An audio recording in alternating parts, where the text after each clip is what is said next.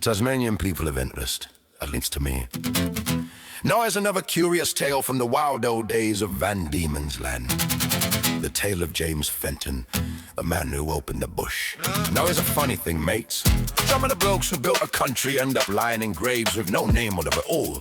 Take a fella called James Fenton, born back in 1820 in Dunlavin, an Irish lad what sailed halfway round the world and helped carve out in the wild bush of Tasmania. His family emigrated in 1833, heading for Hobart in the old colony, the Van Diemen's Land. But the voyage didn't start lucky. James's father passed away on the crossing, leaving the family to fend for themselves once they reached the colony. That's a rough start for a young one, Dad. Aye, son, but some men get tougher when the world pushes us up. By the age of 18, young Fenton was already pushing into the wilderness. He became the first European settler to clear the heavy forests along the River Forth. Back then that country was thick bush, tall timber, tangled scrub, the sort of place most folk wouldn't even try to farm. But Fenton chopped it open. He cleared land, planted crops, and showed other bush farmers the land could be worked.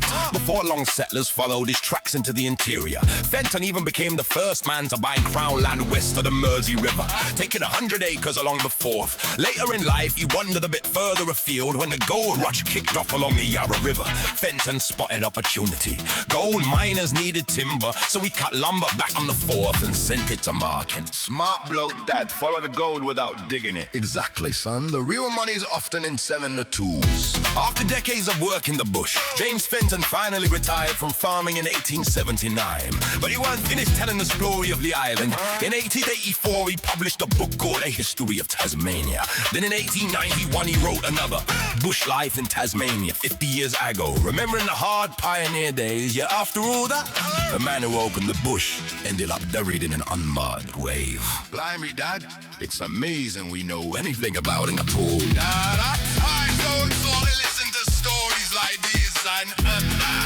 and if they like them, they get subscribed to the channel, cause there's plenty more strange tales from old Van Diemen's Land still to come.